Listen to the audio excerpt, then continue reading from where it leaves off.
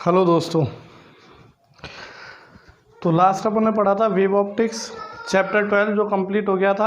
अब अपन पढ़ने जा रहे हैं चैप्टर 1 इलेक्ट्रोस्टैटिक्स। तो यहीं से शुरुआत करेंगे। चैप्टर 1 आप देखेंगे सभी। तो चैप्टर 1 का नाम है स्थिर वैद्युतिकी। स्थिर वैद्युतिकी एक्चुअली ये यूनिट का नाम है। ये पहली यूनिट है। इस यूनिट में 4 चैप्टर है आपके पास, है ना। पहली यूनिट है स्थिर वैद्युतिकी, यूनिट 1। और इसमें जो आपका पहला चैप्टर आता है चैप्टर 1, तो चैप्टर 1 जो आता है वो है विद्युत आवेश एवं विद्युत क्षेत्र, इलेक्ट्रिक चार्ज एवं इलेक्ट्रिक फील्ड, है ना। तो विद्युत आवेश एवं विद्युत क्षेत्र ये आता है आपके पास। तो पहला चैप्टर अपन स्टार्ट करते हैं। अब जैसा कि चैप्टर का नाम है विद्युत आवेश और विद्युत क्षेत्र, तो यहीं से शुरू करते हैं अपन। तो पहले अपन स्थिर वैद्युतिकी समझे।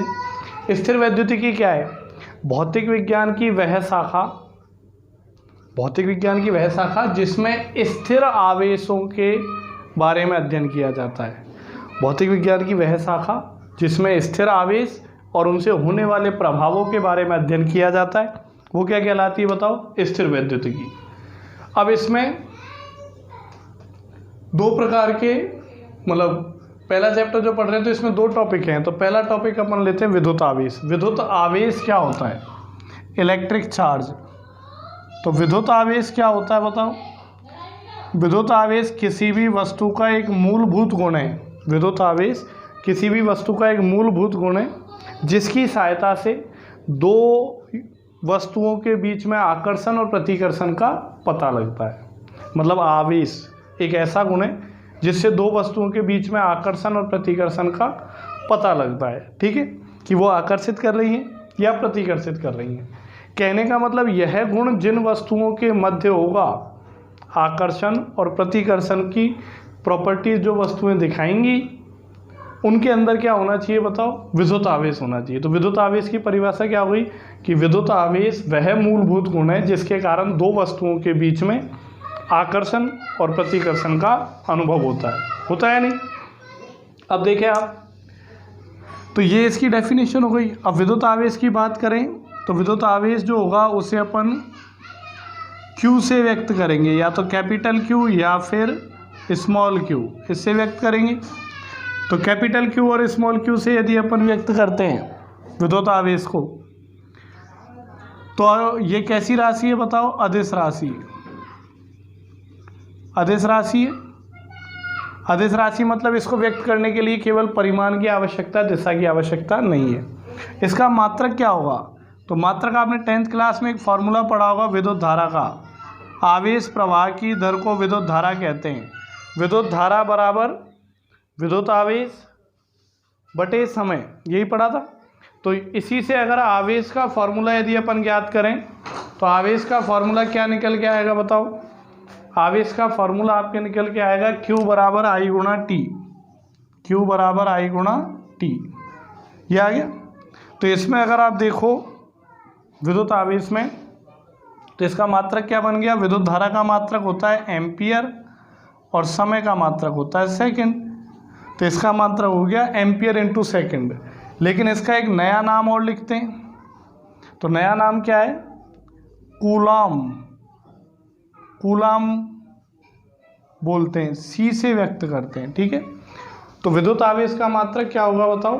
कूलाम होगा। क्लियर है? इसके छोटे मात्रक भी होंगे। छोटे मात्रक कैसे? जैसे 1 मिली कूलम। मिली कूलम को लिखेंगे 10 की घात -3 कूलम। 1 माइक्रो कूलम तो 10 की घात -6 कूलम। और 1 नैनो कूलम 10 की घात -9 कूलम। और 1 पिको कूलम तो यह आएगा 10 की घात -12 कूलम। तो ये छोटे मात्रक भी हैं जो आपको ध्यान में रखने हैं। तो MKS पद्धति में आवेश का मात्रक होता है कूलम।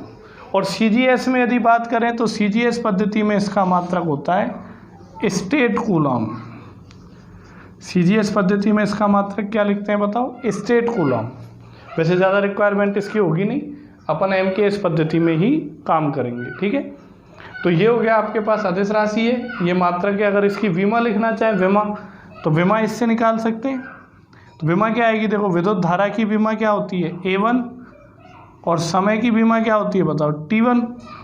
और अगर इसको अच्छे से लिखना चाहें सीक्वेंस में, तो M0 L0 T1 A1, ये आपके पास आवेश की विमा हो गई।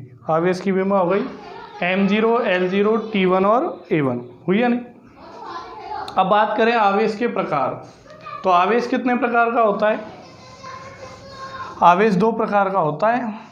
एक तो होगा धनावेश और एक होगा आपके पास ऋणावेश, ठीक है। तो आवेश 2 प्रकार का होगा, धनावेश और ऋणावेश, ठीक है।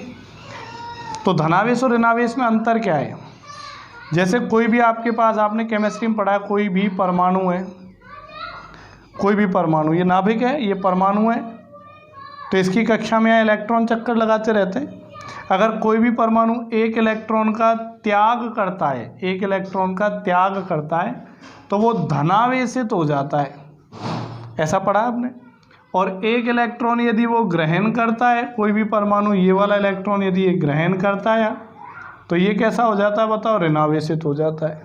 तो आवेश क्या है, धनावेश और ऋणावेश क्या है, ये पता करने। तो धनावेश का जो मतलब है वो क्या है, इलेक्ट्रॉनों की संख्या में कमी।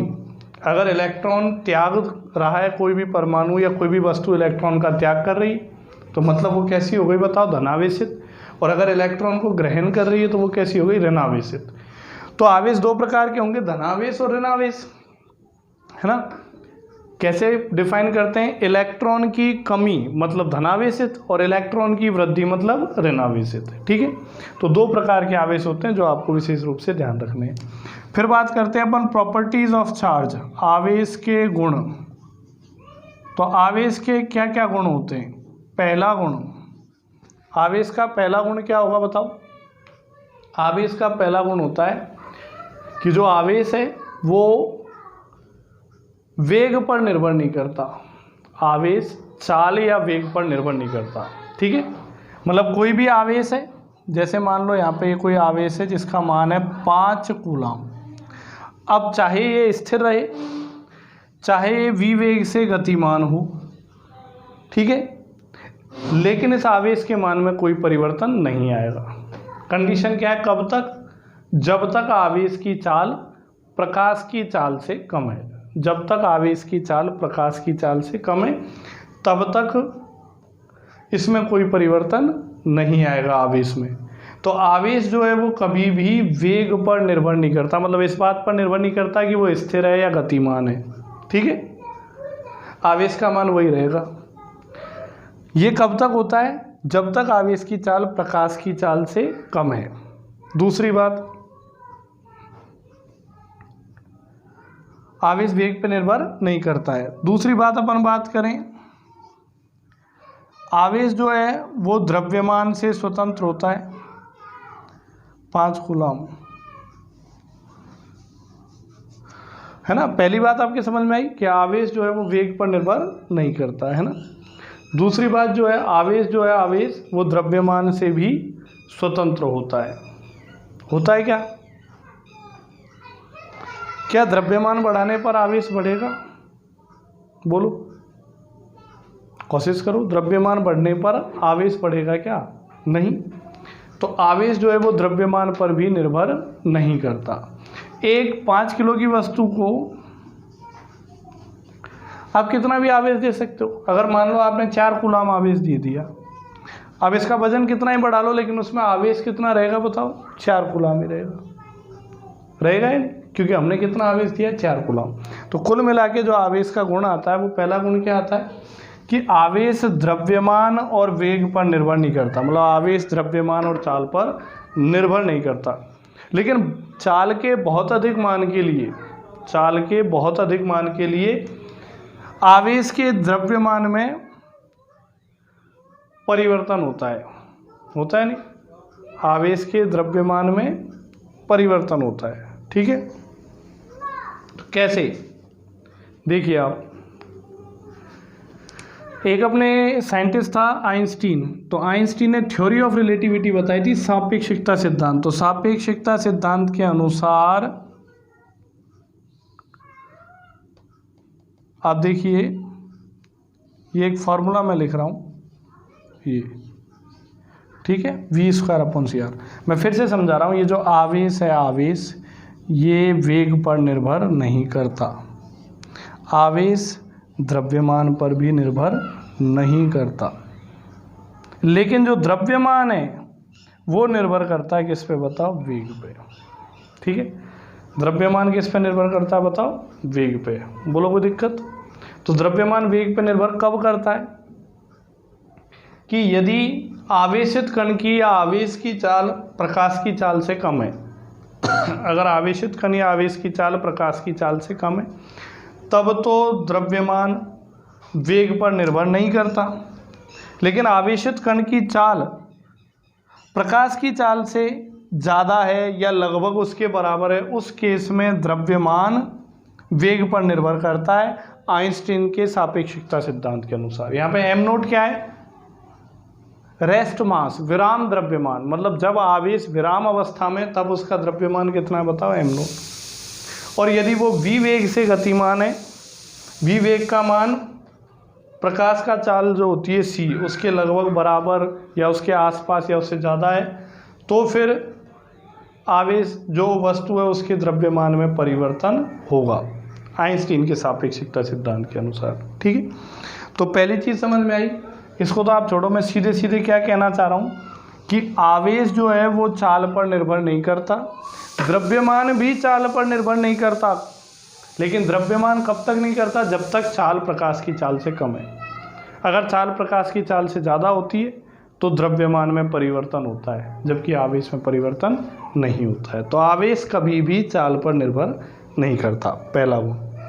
दूसरे गुण की अगर बात करें तो जो आवेश है, आवेश उनमें आप देखो कि जो सजातीय आवेश होंगे वो तो एक दूसरे को प्रतिकर्षित करेंगे, और जो विजातीय आवेश होंगे वो एक दूसरे को आकर्षित करेंगे। जैसे एक धनावेश और एक ऋणावेश, ये एक दूसरे को आकर्षित करेंगे, और एक धनावेश और दूसरा भी धनावेश है तो ये एक दूसरे को क्या करेंगे बताओ, प्रतिकर्षित करेंगे। तो सजातीय आवेशों के बीच में प्रतिकर्षण होता है और विजातीय आवेशों के बीच में क्या होता है बताओ, आकर्षण होता है। बोलो होता है नहीं, कोई दिक्कत? तीसरा गुण आपके पास आता है इसी में, आवेशों की योज्यता, आवेशों की योज्यता, एडिटिविटी, आवेशों की योज्यता। योज्यता का मतलब क्या हुआ, जैसे कोई एक बड़ी वस्तु है, इसमें आवेश है Q1, Q2, Q3 और Q4, ये Q2 वाला माइनस में, ये 3 धनावेश हैं और एक ऋणावेश है। तो इस वस्तु का जो परिणामी आवेश होगा Q नेट, परिणामी आवेश, वो इन सब के बीजगणितीय योग के बराबर होगा। बीजगणितीय योग मतलब चिन्ह के साथ आपको योग करना है, समझे आप? तो जो परिणामी आवेश होगा वो इन सभी के बीजगणितीय योग के बराबर होगा या नहीं? तो ये हो गई आवेशों की योज्यता। बीजगणितीय योग मतलब चिन्ह के साथ। जैसे कि मान लो एक वस्तु है, इसमें 10 कूलम आवेश है, 6 कूलम आवेश है और -8 कूलम आवेश है, तो परिणामी आवेश कितना हो गया, 10 + 6 - 8 बराबर 8 कूलम, समझे? तो ये हो गई आपके पास आवेशों की योज्यता, तीसरा गुण। इसी में एक नोट लगाएं यदि अपन, तो नोट क्या कहता है बताओ? नोट ये कि यदि कोई वस्तु है, इसमें 10 कूलम तो धनावेश है और 10 कूलम ऋणावेश है या नहीं? तो बताओ परिणामी आवेश क्या हो गया बताओ, 0। तो क्वेश्चन ये बनता है कि यदि किसी वस्तु का परिणामी आवेश 0 है, यदि किसी वस्तु का परिणामी आवेश 0 है, तो क्या उस वस्तु में आवेश है या नहीं? तो यदि किसी वस्तु का परिणामी आवेश 0 है तो क्या उस वस्तु में आवेश है या नहीं? तो आंसर क्या है कि उस वस्तु में आवेश है। लेकिन जितना धनावेश है उतना ही ऋणावेश है, जितना धनावेश है उतना ही ऋणावेश है, अर्थात उस वस्तु का परिणामी आवेश क्या है बताओ, शून्य है। ठीक है, तो मैंने अपन क्या कहा, यदि किसी वस्तु का परिणामी आवेश शून्य है तो इसका मतलब ऐसा नहीं है कि उसमें आवेश नहीं है, उसमें आवेश है, लेकिन जितना धनावेश है उतना ही ऋणावेश है। बोलो कोई दिक्कत? तो ये आपके पास आता है तीसरा गुण। चौथे गुण की यदि बात करें तो चौथा गुण आपके पास होता है आवेश का क्वांटीकरण। आवेश का क्वांटीकरण। आवेश का क्वांटीकरण क्या कहता है कि किसी भी वस्तु पर परिणामी आवेश, किसी भी वस्तु का जो कुल आवेश है वो एक निश्चित राशि के पूर्ण गुणज रूप के रूप में विद्यमान होता है। किसी भी वस्तु का कुल आवेश एक निश्चित राशि के पूर्ण गुणज के रूप में विद्यमान होता है, मतलब Q = Ne। किसी भी वस्तु का परिणामी आवेश एक निश्चित राशि के पूर्ण गुणज के रूप में विद्यमान रहता है, इसी को अपन बोलते हैं, इसी गुण को आवेश का क्वांटीकरण।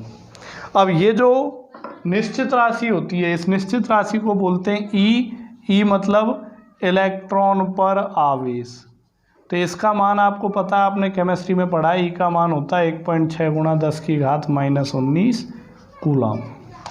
N यहाँ पे क्या होगा, कोई भी पूर्ण संख्या। पूर्ण संख्या का मतलब आप समझते हो 1 2 3 अनंत, -1 -2 -3 अनंत। पूर्ण संख्या पॉइंटों में नहीं होनी चाहिए। तो समझे आप, आवेश का क्वांटीकरण मतलब इस सिद्धांत के अनुसार किसी भी वस्तु का कुल आवेश एक निश्चित राशि के पूर्ण गुणज के रूप में विद्यमान रहता है, इसी को अपन बोलते हैं आवेश का क्वांटीकरण। ठीक है, अब बात करें संभव आवेश। कौन कौन से आवेश संभव हैं? संभव आवेश। तो कैसे आवेश संभव है? Q = +-1e +-2e +-10e +-100e, पूर्ण गुणज वाले। और असंभव आवेश, असंभव जैसे Q = +-√2e +-2/5e +-1.58e, ऐसे आवेश असंभव है, क्योंकि प्रत्येक वस्तु का आवेश एक निश्चित राशि के पूर्ण गुणज के रूप में विद्यमान होता है नहीं? तो ऐसे आवेश असंभव है। फिर भी प्रकृति में कुछ ऐसे कण खोजे गए हैं जिन पर आवेश निश्चित राशि के पूर्ण गुणज के रूप में विद्यमान नहीं होता है। उन कणों को अपन कहते हैं क्वार्क कण। क्या कहते हैं बताओ? क्वार्क कण। ठीक है, कुछ एक कण ऐसे खोजे गए हैं जिन पर आवेश निश्चित राशि के पूर्ण गुणज के रूप में विद्यमान नहीं है, उनको अपन बोलते हैं क्वार्क कण। ठीक है, ये ज़्यादा अपने सिलेबस में है नहीं, बस आपको तो ये ध्यान रखना ही। इसे बोलते हैं आवेश का क्वांटीकरण। किसी भी वस्तु का कुल आवेश सदैव एक निश्चित राशि के पूर्ण गुणज के रूप में विद्यमान रहता है, और इसी गुण को अपन बोलते हैं आवेश का क्वांटीकरण। ठीक है, फिर अगला आपके पास आता है जो आवेश जो है, आवेश स्थिर आवेश और गतिमान आवेश दोनों की बात करें तो जो स्थिर आवेश होगा, स्थिर आवेश वो केवल विद्युत क्षेत्र उत्पन्न करता है। स्थिर आवेश होगा वो अपने आसपास अपने चारों तरफ क्या उत्पन्न करता है? केवल विद्युत क्षेत्र उत्पन्न करता है। जबकि गतिमान आवेश जो होगा, गतिमान आवेश वो विद्युत क्षेत्र के साथ साथ चुंबकीय क्षेत्र भी उत्पन्न करता है। ठीक है, स्थिर आवेश अपने आसपास केवल विद्युत क्षेत्र उत्पन्न करता है, जबकि गतिमान आवेश विद्युत क्षेत्र के साथ साथ चुंबकीय क्षेत्र भी उत्पन्न करता है। ये अपन पढ़ेंगे चैप्टर नंबर 7 में। चैप्टर 7 से आगे क्या है? गतिमान आवेश। तो वहाँ पढ़ेंगे विद्युत क्षेत्र के साथ साथ चुंबकीय क्षेत्र भी उत्पन्न होता है। तो ये वाला गुण आपके समझ में आया। फिर आता है अगला गुण, आता है आवेश संरक्षण। आवेश कैसी राशि है? संरक्षित राशि है। तो आवेश संरक्षण आता है अगला। तो आवेश संरक्षण क्या होता है? अगला गुण आता है आवेश का संरक्षण। तो आवेश संरक्षण का सिद्धांत, जैसे आपने ऊर्जा संरक्षण पढ़ा है वैसे आवेश संरक्षण होता है। तो आवेश संरक्षण को अपन क्या बोलते हैं कि आवेश को न तो नष्ट किया जा सकता है, न ही उत्पन्न किया जा सकता है। उसको एक वस्तु से दूसरी वस्तु में स्थानांतरित किया जा सकता है। एक तो ऐसे बोल सकते हैं, और दूसरे शब्दों में क्या बोलेंगे कि किसी भी विलगित वस्तु का कुल आवेश, विलगित मतलब ऐसी वस्तु जो अन्य किसी वस्तु के संपर्क में नहीं है, अलग से है, सेपरेट है। तो किसी भी विलगित वस्तु का कुल आवेश सदैव संरक्षित रहता है, नियत रहता है। अगर ये किसी अन्य वस्तु के संपर्क में नहीं आती तो इसका कुल आवेश जो है वो सदैव कैसा रहता है बताओ, संरक्षित रहता है। इसी को अपन बोलते हैं आवेश संरक्षण का सिद्धांत। क्लियर है? तो आवेश हमेशा संरक्षित रहता है, ये आपको अच्छे से ध्यान रखना है। ठीक है, आवेश संरक्षण का मतलब क्या हुआ? आवेश संरक्षण का मतलब ये हुआ, जैसे मान लो कि एक बड़ा गोला है, चालक गोला, इस पे Q आवेश है, और एक गोला ये ले लिया अपन ने, इस पे आवेश कितना है बताओ, 0। अगर दोनों को संपर्क में लेके आते हैं, दोनों को संपर्क में लेके आते हैं तो आवेश का स्थानांतरण हो जाएगा दोनों में, और फिर अलग अलग कर देंगे, ऐसे यूँ संपर्क में लाए फिर अलग अलग कर दिए तो आवेश का स्थानांतरण हुआ। तो दोनों में कुल आवेश कितना हो गया बताओ, Q, और फिर अलग अलग किया तो आवेश कितना हो जाएगा, Q/2 और Q/2, आधा आधा हो जाएगा। आधा आधा होने से क्या हुआ कि संपर्क में लाने से पहले दोनों गोलों का कुल आवेश कितना था, Q+0 कितना है, Q, और संपर्क में लाने के बाद भी दोनों गोलों का कुल आवेश कितना आ रहा है, Q/2 + Q/2 मतलब Q। तो मतलब आप समझे कि आवेश सदैव संरक्षित रहता है, एक वस्तु से दूसरी वस्तु में स्थानांतरित होता रहता है। क्लियर है? तो ये था आवेश, आवेश के गुण जो हमने पढ़े, बेसिक गुण। ठीक है, समझ आए आपके? तो ये था आपके पास विद्युत आवेश। अब अपन आगे जो पढ़ेंगे वो है आवेशन की विधियां। कौन कौन सी विधियां अपन काम में लेंगे आवेशन के लिए, तो वो अगले लेक्चर में लेते हैं, है ना? ठीक है, तो इसमें इतना ही।